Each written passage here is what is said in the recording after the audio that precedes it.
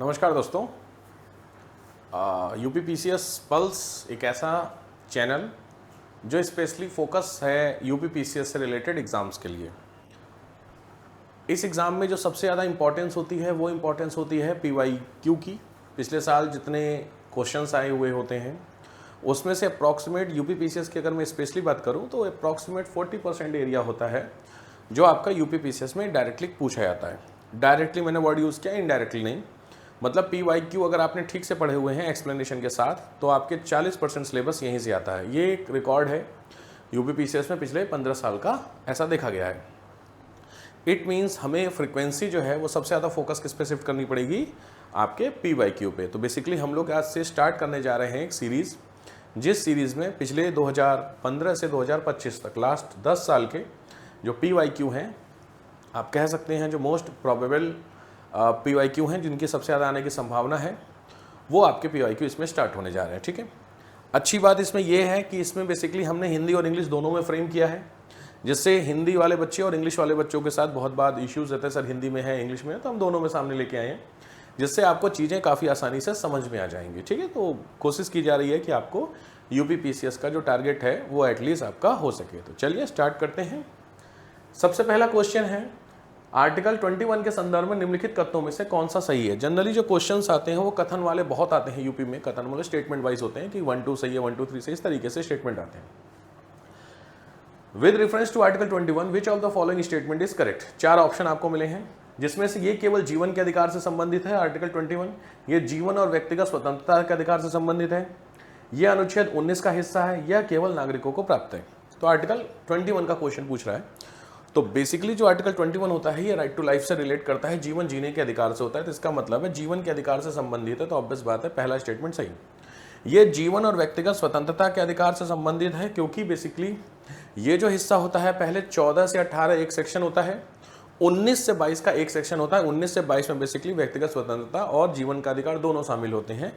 It means कि article 19 का हिस्सा है, तो ऑब्वियस बात है 19 का हिस्सा नहीं है, ध्यान से 19, 20, 21 और 22 ये चारों जो सेक्शन होते हैं ये बेसिकली पर्सनल लिबर्टी की बात करते हैं, फिर रिलीजियस फ्रीडम और एक्सपाइटेड चीज़ें आती हैं, और यह केवल नागरिकों को प्राप्त है। तो आंसर है ध्यान से 14, 15, 19, 29, 30, 14, 15, 16, 19, 29 और 30 ये वो आर्टिकल्स होते हैं जो आर्टिकल्स केवल नागरिकों को हैं। बाकी जितने भी आर्टिकल्स होते हैं वो सारे आर्टिकल्स किसको प्राप्त होते हैं, सभी को प्राप्त होते हैं। तो 21 बेसिकली उस पार्ट में नहीं आता। तो जीवन जीने का जो अधिकार है वो अधिकार बेसिकली सबको है, ऐसा नहीं है विदेशी नागरिक जो भारत में घूमने आते हैं आप उनको मार देंगे। लॉजिक अगर उनको जीवन जीने का अधिकार नहीं मिलेगा तो उनको ये प्राप्त है। ठीक है, तो स्टेटमेंट जीवन के अधिकार से संबंधित है, ठीक है। यह जीवन और व्यक्तिगत स्वतंत्रता के अधिकार से संबंधित है, ठीक है। 19 का हिस्सा है तो नहीं, और यह केवल नागरिकों को प्राप्त है, तो आंसर है नहीं केवल नागरिकों। तो इसका आंसर आपका इसमें क्या हुआ, 1 2 सही है। तो आंसर नंबर ए और बी। नेक्स्ट, गंगा नदी के बारे में निम्नलिखित कथनों से स्टेटमेंट कौन सा सही है। गंगा नदी का उद्गम स्थल गंगोत्री है, गंगा नदी की सबसे लंबी सहायक नदी यमुना है, गंगा नदी का डेल्टा सुंदरवन है, गंगा नदी बंगाल की खाड़ी में गिरती है। तो 4 स्टेटमेंट है गंगा नदी को लेकर के। गंगा नदी क्या है, कैसी है, उसको लेकर के। तो ऑब्वियस बात है गंगा नदी का जो बेसिकली इमरजेंस है वो कहाँ से है, आपका गंगोत्री ग्लेशियर है, जो कि सबको पता है उत्तराखंड के गंगोत्री से निकलती है। बेसिकली इसकी 2 ब्रांचेज होती हैं, भागीरथी और अलकनंदा के नाम से। ये दोनों ब्रांचेज आपस में जाकर के देवप्रयाग में मिलती हैं।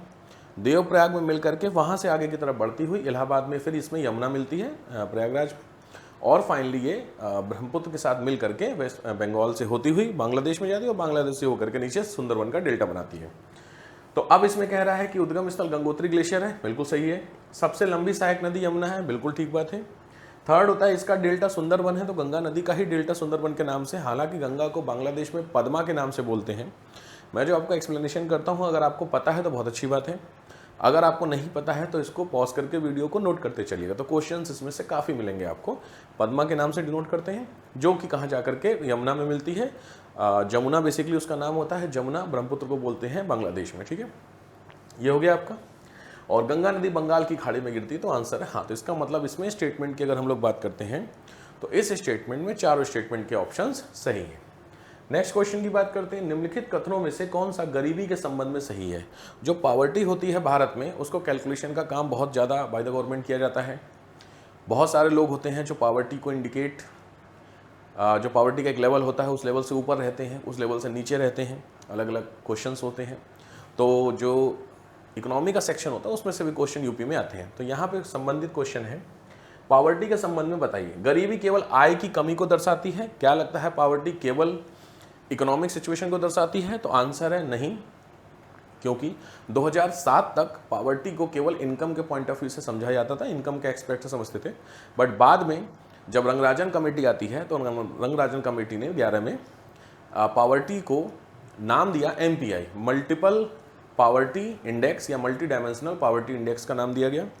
बहुआयामी गरीबी सूचकांक के नाम से इसको बोला जाता है। बेसिकली इसका मतलब है जो पॉवर्टी है उस पॉवर्टी को केवल हम इनकम के पॉइंट ऑफ व्यू से नहीं समझेंगे, उसमें हम मल्टी डायमेंशनल चीज़ों ऐड कर रहे हैं। मल्टी डायमेंशनल का मतलब हेल्थ है, शिक्षा है, बच्चों का एनरोलमेंट स्कूल में कितना होता है, इस तरीके की चीज़ों को भी ऐड किया गया। तो पहला स्टेटमेंट हो गया कि गरीबी केवल आय की कमी को दर्शाती है, तो आंसर है नहीं। दूसरा हो गया, गरीबी एक बहुआयामी अवधारणा है जिसमें आय, शिक्षा, स्वास्थ्य, पोषण आदि शामिल है। It is a multi dimensional concept, जो मैंने आपको बताया, जिसमें इनकम, एजुकेशन, हेल्थ, न्यूट्रिशन सब शामिल है। तो ये हुआ आपका आंसर, बिल्कुल सही, यानी ये सही है। गरीबी का मापन केवल उपभोग वैसे किया जाता है, यानी पॉवर्टी जो होती है केवल हम कंजम्पशन पे जाते हैं, ऐसा नहीं है, इनकम प्लस कंजम्पशन दोनों बेसिस पे हम लोग करते हैं। और सापेक्ष गरीबी का संबंध न्यूनतम आवश्यकताओं से होता है। सापेक्ष गरीबी का मतलब होता है बेसिकली यहाँ पे इसको रिलेटिव पॉवर्टी बोलते हैं। दो तरीके की गरीबी होती है, एक एब्सोल्यूट होती है निरपेक्ष गरीबी और होती है सापेक्ष गरीबी। सापेक्ष में कंपैरिजन किया जाता है कि एक आय स्तर से नीचे के जो लोग हैं वो कितना खरीद सकते हैं, और उस आय स्तर के सभी लोग उस आय स्तर में, जैसे मान लीजिए कि सरकार ने डेटा लिया 1000 रुपये मंथली, तो 1000 रुपये से नीचे के लोग आपस में कंपेयर करके चेक किया जाएगा कि क्या कोई व्यक्ति जो 1000 रुपये का X जगह पे रह रहा है और कोई व्यक्ति 1000 रुपये कमा रहा है Y जगह पे, तो दोनों को क्या 1000 रुपये में सेम इनकम में उतना ही चीज़ें खरीदी जा रही है? तो अगर आंसर है हाँ, तो वो दोनों रिलेटिवली सेम गरीब माने जाएंगे। तो बिल्कुल सही बात है, ये मिनिमम नेसेसिटी से संबंधित है। केवल उपभोग वैसे, तो आंसर है नहीं। बहुआयामी अवधारणा है, मल्टी डायमेंशनल है, तो आंसर है हाँ। और केवल आय को तो नहीं, यानी बी और डी, ये आपके ऑप्शन क्या होगा इसमें सही है। ठीक है, तो 1 2 सही है, 1 2 3 सही है। इस तरीके के जो क्वेश्चन है, तो पॉवर्टी के बारे में 2-3 इंपॉर्टेंट चीज़। पहली इंपॉर्टेंट चीज़, पॉवर्टी सबसे पहले जो कैलकुलेट की गई थी वो इसके बारे में बोला गया था, वो गरीबी हटाओ का नारा दिया गया था 84 में, जब इंदिरा गांधी गवर्नमेंट थी, तो उस समय गरीबी हटाओ का नारा दिया गया था। बहुत फेमस क्वेश्चन है UPPCS में कि सबसे पहले पॉवर्टी इरेडिकेशन का जो नारा था वो किसने दिया था, कब दिया था। उसके बाद योजना आयोग जब था, योजना आयोग ने कुछ कमेटी बनाई जिसने इस तरीके के कॉन्सेप्ट को लेके आए गरीबी को कैलकुलेट करने के लिए। उसके बाद भारत में रंगराजन कमेटी बनती है, बहुत सारी कमेटीज इस चीज़ को लेकर के बनी हैं। तो मैं आपको PDF इसकी प्रोवाइड कर दूंगा जिसमें आपको मिलेंगे सारे डेटा कि कब कब कौन कौन सी हुई हैं। अभी की बात की जाए तो अभी अप्रॉक्सीमेट 837 रुपये समथिंग है शहरों में, और सॉरी गाँव में, एंड 1000 रुपये के आसपास है आपकी शहर में। मंथली अगर आपकी इनकम है तो आप BPL की कैटेगरी से ऊपर है। ठीक है, चलिए नेक्स्ट क्वेश्चन पे आते हैं। निम्नलिखित कथनों में से बताइए which is the important point for Rigveda. Rigveda को स्तुतियों का संग्रह कहा जाता है, यानी ऋग्वेद के अंदर आरतियां होती हैं, स्तुति होती है। स्तुति का मतलब होता है वर्शिप, पूजा। तो ऑब्वियस बात है, बिल्कुल ऋग्वेद को स्तुतियों का संग्रह कहते हैं। दूसरा पॉइंट, इसमें कुल 10 मंडल, 1028 सूक्त और 10,552 ऋचाएं हैं। बिल्कुल जेन्युइन है, इसको याद कीजिए। टोटल 10 चैप्टर हैं, 1028 इसमें श्लोक होते हैं और 10,552 सूक्त होते हैं। बिल्कुल सही है दोनों ऑप्शन। थर्ड, ऋग्वेद के प्रमुख देवता इंद्र, अग्नि, वरुण, मित्र और सोम है। बिल्कुल सही बात है, ऋग्वेद के प्रमुख देवता आपके यही, यानी 1 2 3 तो बिल्कुल क्लियर हो गया, बिल्कुल सही है। ऋग्वेद की रचना महर्षि वाल्मीकि ने की थी। बस यहीं पे चीजें बिगड़ गई कि ऋग्वेद की रचना बेसिकली वाल्मीकि जी ने, विश्वामित्र ने। ठीक है, तो बेसिकली किसने की है, विश्वामित्र ने की है जितने वेद हैं। तो इसका सीधा मतलब हो गया वाल्मीकि ने नहीं की थी, तो स्टेटमेंट नंबर डी गलत हो गया। ऋग्वेद के बारे में ऑब्वियस बात है, बेसिक्स आपको पता होगा कि ऋग्वेद बहुत पुराना है। बहुत पुराना का मतलब सबसे पुराना आपका वेद है। इसमें बेसिकली स्पेशली अगर बात की जाएगी तो वो देवताओं की पूजा अर्चना जो होती है उस पे स्पेशलाइजेशन, इस पे कॉन्सेप्ट काम करता है ऋग्वेद को लेकर के। ठीक है, तो बहुत फेमस क्वेश्चन है। ऋग्वेद, यजुर्वेद, सामवेद, अथर्ववेद, इन पे क्वेश्चंस पुटअप होते हैं। प्रीलिम्स में काफ़ी उठते हैं। आपको अभी जो सीरीज़ हम लोग स्टार्ट किए हैं, इस सीरीज़ में बहुत ज़्यादा कंटेंट आपको मिलता चलेगा इसको लेकर के। ठीक है, चलिए नेक्स्ट आता है अनुच्छेद 29 के संदर्भ में निम्नलिखित कथनों में से कौन सा सही है। तो इसका मतलब क्या हुआ, अभी तक के ट्रेंड में हमें एक चीज़ समझ में आ गई कि कई बार जो पॉलिटी के क्वेश्चंस होते हैं वो डायरेक्टली आते हैं, या फिर स्टेटमेंट वाइज क्वेश्चन आ जाते हैं कि फला स्टेटमेंट है वो किस अनुच्छेद में शामिल है, या according to that article X उसमें क्या कहा गया। तो ये जनरली दोनों क्वेश्चन हैं, तो कोशिश कीजिए जब आप पॉलिटी के सेक्शन को कवर करिए तो पॉलिटी के सेक्शन में आर्टिकल 1 से लेकर 51 आर्टिकल तो रट जाइए। कई बार आया है, 20 बार आपसे एग्जाम में पूछा हुआ है कि आर्टिकल फला आर्टिकल फला आर्टिकल फला सेज, तो आर्टिकल वाइज क्वेश्चन बहुत आते हैं इसमें लेकर के। इसकी बात करते हैं 29। जो 29 होता है बेसिकली ये माइनॉरिटी राइट्स की बात करता है, जो अल्पसंख्यक होते हैं उनके अधिकारों की बात करता है। 29 और 30। तो 29 की बात करते हैं, यह अनुच्छेद अल्पसंख्यकों को अपनी भाषा, लिपि और संस्कृति की रक्षा का अधिकार देता है। बिल्कुल सही। यह अधिकार केवल धार्मिक अल्पसंख्यकों को प्रदान किया जाता है। यहाँ पे चीजें बिगड़ गई हैं, केवल धार्मिक अल्पसंख्यक रिलीजियस माइनॉरिटी के लिए 30 होता है, याद रखिए। 30 जो होता है वो धार्मिक माइनॉरिटी के लिए होता है, मतलब वो अपने से रिलेटेड एजुकेशनल इंस्टीट्यूट को सेटअप करना चाहते हैं रिलीजियस माइनॉरिटी, तो वो उसको कर सकते हैं। 29 सभी अल्पसंख्यकों के लिए दिया जाता है। भारत में अल्पसंख्यक की जो संज्ञा दी गई है बेसिकली धर्म के आधार पर दी गई है, जिसमें से हिंदू को छोड़ दें तो मुस्लिम, सिख, ईसाई, क्रिश्चियन, जैन, बुद्धिस्ट और पर्शियन, ये 6 हमारे माइनॉरिटी की कैटेगरी में आते हैं। राज्य द्वारा संचालित या राज्य से सहायता प्राप्त शैक्षणिक संस्थानों में प्रवेश केवल बहुसंख्यक समुदाय को दिया जा सकता है। तो यहीं पे चीजें गड़बड़ होंगी। केवल बहुसंख्यक समुदाय को दिया जाता है, इसका मतलब सिंपली मेजॉरिटी जो लोग हैं केवल वही लोग इसमें रहेंगे, तो आंसर है ऐसा तो पॉसिबल ही नहीं है। ऑब्वियस है, किसको दिया जा सकता है, सभी लोगों को। तो स्टेटमेंट सी इज रॉन्ग। यह अनुच्छेद नागरिकों को किसी भी भाषा को अपनाने के लिए बाध्य करता है। यहाँ पे स्टेटमेंट क्या आ गया, बाध्य करता है। बाध्य का मतलब होता है कंपेल, कंपेल का मतलब जबरदस्ती। आंसर है नहीं, किसी भी भाषा को सेलेक्ट करने के लिए बाध्य नहीं करता है। ऑब्वियस है, वैसे भी भाषा से लेकर जो स्टेटमेंट आते हैं वो आर्टिकल 350 के आसपास आते हैं, तो इसमें नहीं है। इट मीन्स पहली चीज बाध्यता हमारे संविधान में कहीं पे नहीं है। किसी भी अच्छी चीज के लिए बाध्यता हो तो समझ में आता है, बट यहाँ पे एक पर्टिकुलर लोकल लैंग्वेज को अडॉप्ट करने के लिए बाध्यता है, तो आंसर है नहीं। इसका मतलब सी और डी दोनों गलत हो गए। स्टेटमेंट आपका पहला सही है और दूसरा आपको क्या है, केवल धार्मिक अल्पसंख्यकों के लिए, तो आंसर है नहीं, केवल धार्मिक अल्पसंख्यकों के लिए नहीं। इसका सीधा मतलब किसके लिए हो गया, ये सभी के लिए। तो statement 1 is correct. Next, Samaveda के संदर्भ में निम्नलिखित कथनों में से कौन सा सही है। सामवेद को गायन का वेद कहते हैं, क्योंकि जो सामवेद है बेसिकली वहां पे जो गाना होता है उसकी बात कही गई, तो बिल्कुल सही है, सामवेद को गायन का वेद कहा जाता है। दूसरा होता है, इसमें कुल 1875 मंत्र हैं। इसमें ऋग्वेद के मंत्रों को संगीतबद्ध रूप में प्रस्तुत किया गया है। सामवेद की रचना महर्षि व्यास ने की थी।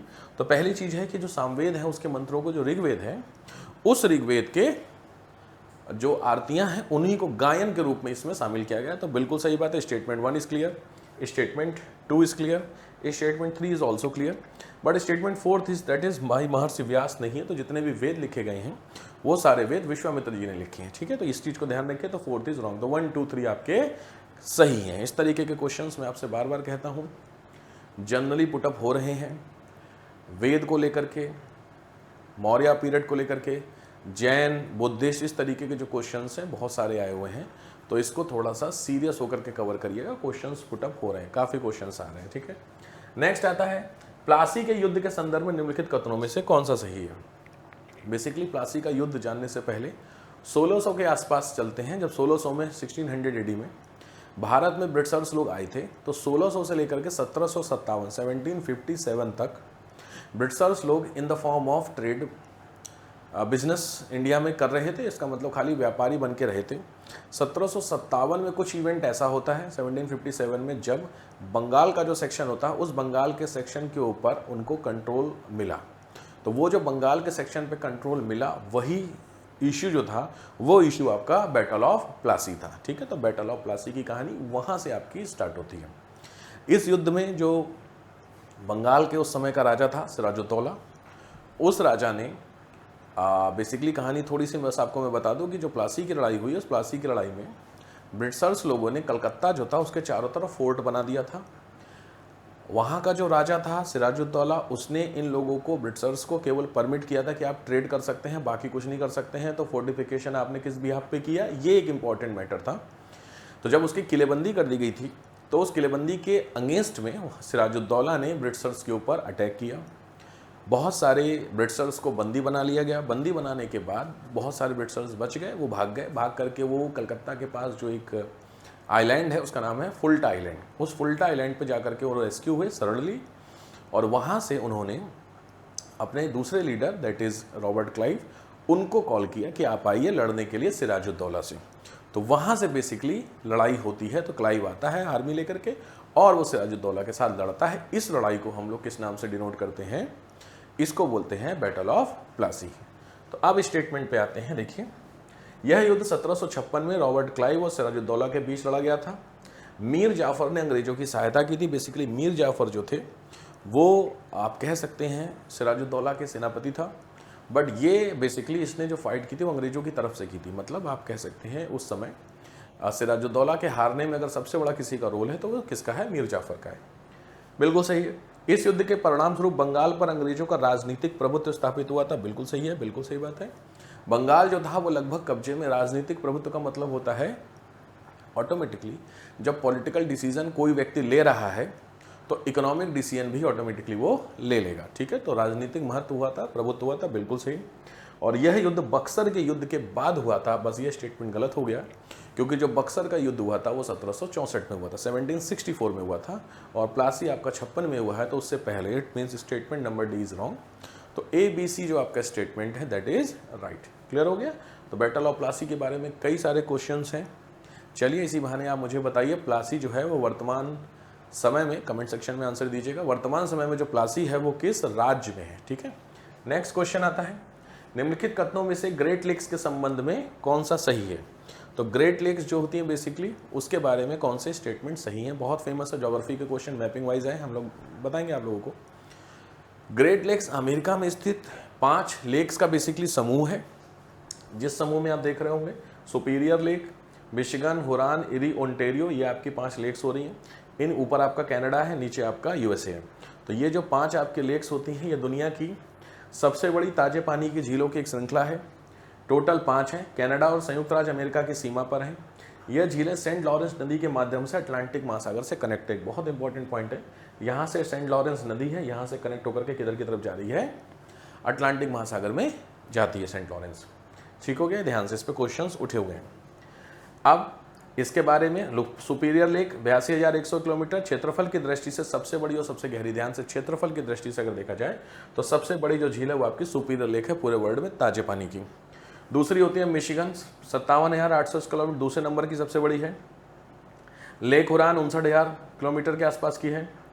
लेक इरी 25,000 की सबसे उथली और सबसे गर्म, और ओंटेरियो आपकी सबसे छोटी झील है। इन 5 के कंपैरिजन अगर हम लोग करते हैं, ठीक है, याद रखने के लिए ट्रिक है, सुपर मिशन है एंटी ओंटेरियो, सुपर मिशन है एरी ओंटेरियो, ऐसे याद करने के लिए। अगर मैं आउटफ्लो की बात करता हूं तो ऑब्वियस ओंटेरियो रिवर है, सेंट लॉरेंस नदी है जो कि टुवार्ड्स अटलांटिक महासागर जा रही है। ध्यान रखिए, इंपॉर्टेंस की बात की जाए तो ग्रेट लेक्स की इंपॉर्टेंस बहुत ज़्यादा होता है।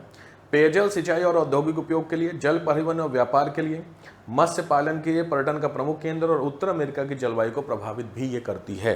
तो ये ग्रेट लेक्स के बारे में क्वेश्चंस आपके पुटअप होते हैं। ठीक है, तो लॉजिक बात है, क्वेश्चंस की बात करें, सुपीरियर क्षेत्रफल की दृष्टि से सबसे छोटा है तो गड़बड़ हो गई। लेक हुरान 5 झीलों में सबसे गहरी है। लेक एरी का जल स्तर अन्य झीलों की अपेक्षा सबसे ऊंचा है। लेक ओंटेरियो केवल संयुक्त राज्य अमेरिका की सीमा के भीतर स्थित है, तो ऑब्वियस स्टेटमेंट पहला गलत। सबसे गहरी आपकी पीछे मैंने आपको बता दिया, इसमें कौन सी सबसे गहरी थी? यहाँ पर देखिए, क्षेत्र सबसे गहरी है सुपीरियर, तो इसका मतलब ये स्टेटमेंट भी गलत हो गया। लेक इरी का जल स्तर अन्य झीलों की अपेक्षा सबसे ऊंचा है, ये आपकी थोड़ी सी उथली झील होती है, सही है। और लेक ओंटेरियो केवल संयुक्त राज्य अमेरिका में है, तो आंसर नहीं, केवल मिशिगन जो लेक है वो आपकी केवल अमेरिका में है, तो बाकी जो झीलें हैं वो अमेरिका में नहीं है, वो दोनों जगह पे है। तो स्टेटमेंट केवल आपका सही कौन सा है? सी स्टेटमेंट सही है। ठीक है, नेक्स्ट क्वेश्चन है, बक्सर के युद्ध के संदर्भ में निम्नलिखित कथनों में से कौन सा सही है? तो बक्सर का जो युद्ध हुआ था, मैंने अभी आपको बताया प्लासी का युद्ध, उसके जस्ट बाद बक्सर का युद्ध होता है। उस बक्सर के युद्ध में कौन से स्टेटमेंट सही होते हैं? तो यह युद्ध अंग्रेजों और मुगल सम्राट शाह आलम के बीच हुआ था, तो ऑब्वियस बात है, कह सकते हैं सही है। यह युद्ध अंग्रेजों, नवाब शुजाउद्दौला और मुगल सम्राट शाह आलम के बीच लड़ा गया। तो देखो, स्पेशली अगर इन दोनों में पूछा जाएगा तो ये स्टेटमेंट सही है, क्योंकि जो बक्सर की लड़ाई 1764 में हुई थी उसमें बंगाल के नवाब, अवध के नवाब और मुगल राजा, ये तीनों लोगों ने मिल करके लड़ाई लड़ी थी। तो तीनों लोगों में अगर बात करेंगे तो तीनों लोगों में ये स्टेटमेंट सही है। यह युद्ध मराठों और अंग्रेजों के बीच लड़ा था, नहीं। यह युद्ध अंग्रेजों और नवाब मीर कासिम के बीच लड़ा गया था, नहीं। तो ऑब्वियस इसमें ऑप्शन क्या होगा आपका? Statement number B. ठीक है, 1757 के बाद जब 56 की लड़ाई हुई थी, हार गया था, तो अंग्रेजों ने बेसिकली फिर से बंगाल पे कब्जा करने की कोशिश की थी। तो बंगाल के जो नवाब थे वो वहाँ से भाग करके चले जाते हैं, अवध के नवाब से मिलते हैं, और अवध के नवाब मिल करके जाते हैं दोनों लोग मुगल सम्राट के पास। तीनों ने मिल करके बक्सर की लड़ाई लड़ी है, किसके साथ? ब्रिटिशर्स के साथ। ऑब्वियस बात है, तो स्टेटमेंट आपका कौन सा हो गया? आंसर नंबर बी आपका स्टेटमेंट सही हो गया। ठीक है, तो ये आपके टोटल मिला करके क्वेश्चंस होते हैं। कोशिश हम लोग करते हैं 20 से 25 मिनट के सेक्शन में हम लोग कवर करेंगे, जिससे आपको रिवीजन बेसिस पे 10-10 क्वेश्चन फटाफट रिवाइज होते चले, याद करते चलिए, जो आंसर आपसे पूछे आ रहे हो कमेंट सेक्शन में बताते चलिए, काफ़ी हद तक आपकी तैयारी इस PYQ से हो जाएगी। ठीक है, तो स्टेटमेंट वाइज भी होंगे, कोशिश करिए चीज़ों को रिवाइज करने के लिए। चलिए, थैंक यू।